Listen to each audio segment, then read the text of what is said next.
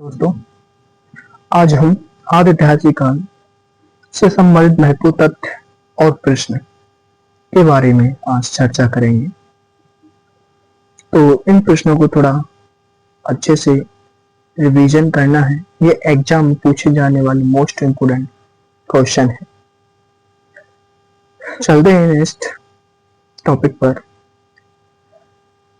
पहला तथ्य है कि हड़प्पा सभ्यता में कौन सी दो मुख्य खाद्यान्न पाई जाती हैं? तो गेहूं और जौ हड़प्पा सभ्यता में पाई जाने वाली दो प्रमुख खाद्यान्न हैं। नेक्स्ट पॉइंट आता है, स्वतंत्रता प्राप्ति के बाद सर्वाधिक हड़प्पाकालीन स्थलों का पता कहां से चलता है? गुजरात से। गुजरात एक ऐसा राज्य है जहां पर हड़प्पा से संबंधित स्थलों का पता चला है। नेक्स्ट पॉइंट, हड़प्पाकालीन शहरों एवं नगरों को किस प्रकार बांटा गया था? तो हड़प्पाकालीन शहरों को आयताकार खंडों के रूप में बांटा गया था। नेक्स्ट पॉइंट,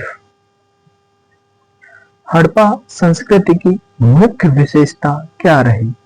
तो नगर योजना प्रणाली इसकी मुख्य विशेषता है। अर्थात हड़प्पा सभ्यता की जो संस्कृति थी वो एक शहरी थी। ये मोस्ट इंपोर्टेंट है, ये पूछा भी जाता है। नेक्स्ट पॉइंट, मोहनजोदड़ो का सबसे महत्वपूर्ण सार्वजनिक स्थल है विशाल स्नानागार। ये मोहनजोदड़ो का सबसे महत्वपूर्ण सार्वजनिक स्थल माना जाता है और ये सबसे बड़ा स्थल है। नेक्स्ट पॉइंट, मोहनजोदड़ो की सबसे बड़ी इमारत कौन सी है? इंपोर्टेंट है या पूछा भी जा सकता है। तो अन्नागार मोहनजोदड़ो की सबसे बड़ी इमारत है। नेक्स्ट पॉइंट, सबसे पहले कपास पैदा करने का श्रेय किन लोगों को जाता है? तो सिंधु निवासियों को।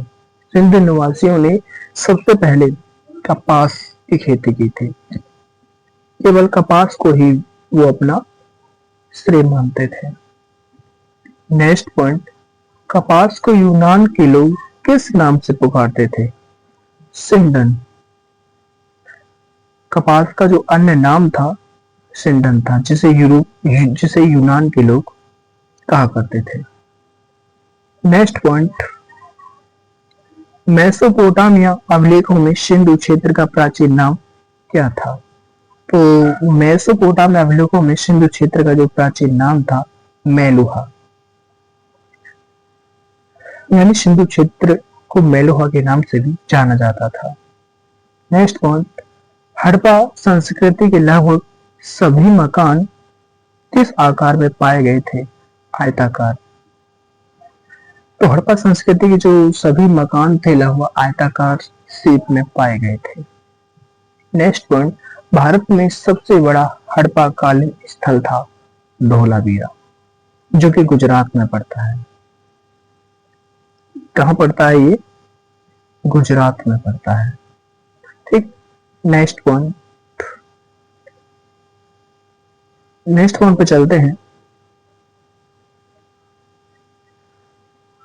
किस व्यक्ति ने हड़प्पा एवं मोहनजोदड़ो को एक विस्तृत साम्राज्य की जुड़वा राजधानी कहा? मोस्ट इंपोर्टेंट है, ये एग्जाम में पूछा भी गया है।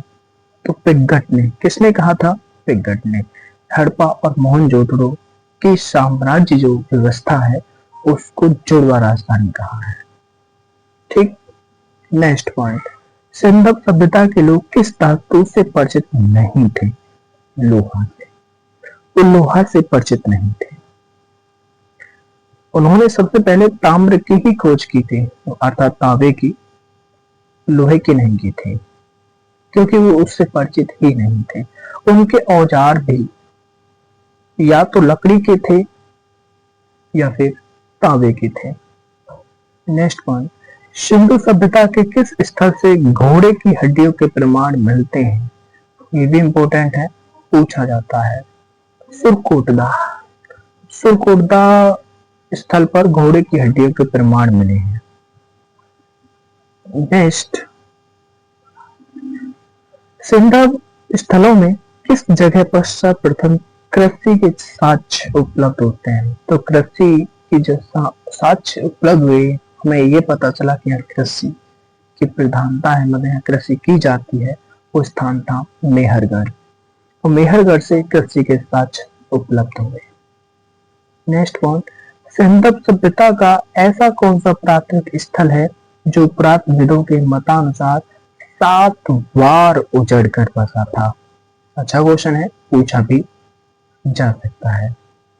तो मोहनजोदड़ो एक ऐसा स्थल है जो 7 बार उजड़ कर बसा हुआ एक स्थल है। नेक्स्ट पॉइंट, किस इतिहासकार ने कहा कि जलवायु में हुए परिवर्तन के कारण सभ्यता नष्ट हुई है? तो आर.एल. स्टाइन ने कहा था कि जलवायु में जैसे परिवर्तन हुआ है वैसे वैसे उनकी सभ्यता नष्ट होती गई है। नेक्स्ट पॉइंट, सिंधु घाटी सभ्यता को आर्यों से पूर्व रखे जाने का महत्वपूर्ण कारण क्या था? तो इनका जो महत्वपूर्ण कारण था वो मृदभांड था। मृदभांड के कारण आर्यों से पूर्व रखा गया था सिंधु घाटी सभ्यता को। ठीक, इंपोर्टेंट है, ये भी पूछा जाता है। नेक्स्ट पॉइंट आता है, सर जॉन मार्शल ने सर्वप्रथम इसे क्या नाम दिया था?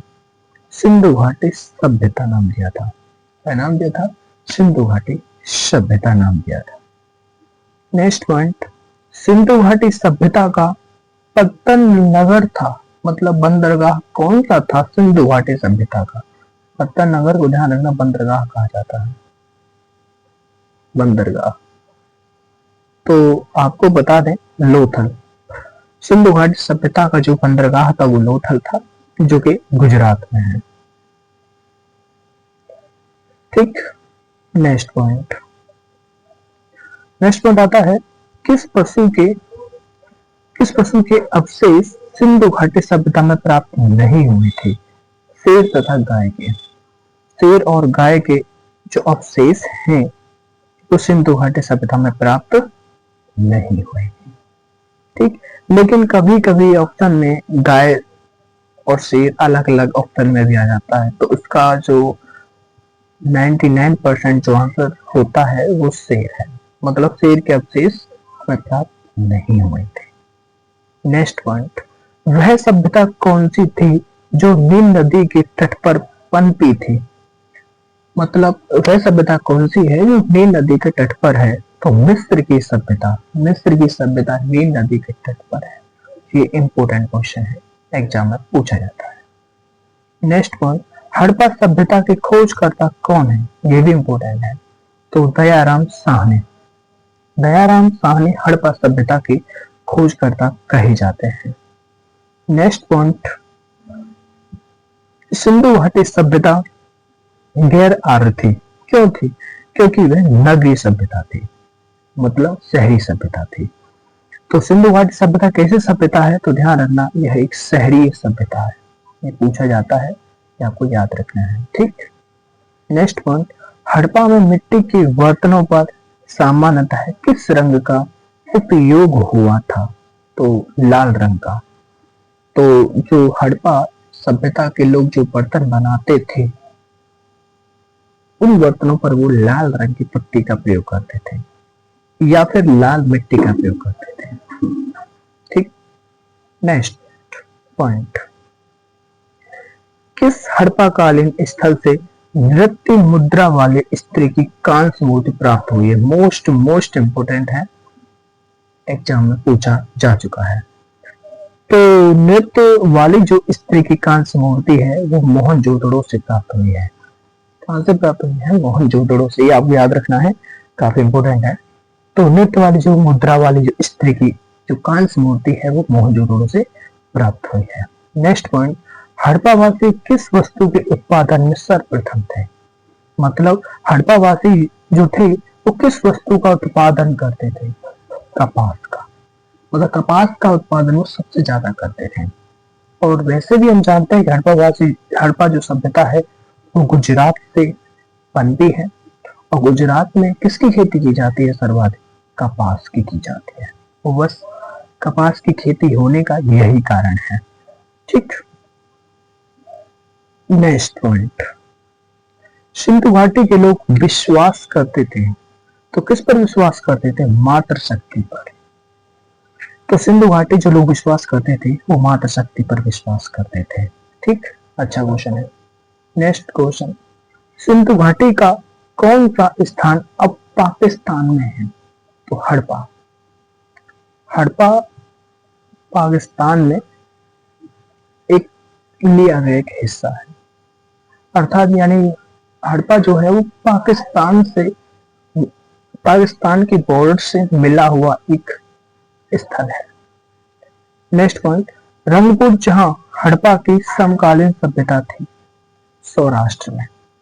तो रंगपुर जहां पर हड़प्पा की समकालीन जो सभ्यता थी वो सौराष्ट्र में थी। नेक्स्ट पॉइंट आता है, हड़प्पा कालीन स्थलों में अभी तक किस धातु की प्राप्ति नहीं हुई है? लोहा की। अभी तक इसकी कोई जानकारी प्राप्त नहीं हुई है। नेक्स्ट पॉइंट, वस्त्रों के लिए कपास की खेती का आरंभ सबसे पहले किया गया था भारत में। कपास की खेती का आरंभ सबसे पहले भारत में ही किया गया था। नेक्स्ट पॉइंट, निम्न में से कौन सा स्थल घग्गर और उसकी सहायक नदियों की घाटी में स्थित है? तो घग्गर और उसकी सहायक नदियों की घाटी में जो स्थल है, इसका करेक्ट आंसर होगा सिंधु घाटी सभ्यता। इसका यहाँ आंसर लिख नहीं पाए हैं, तो सिंधु घाटी सभ्यता।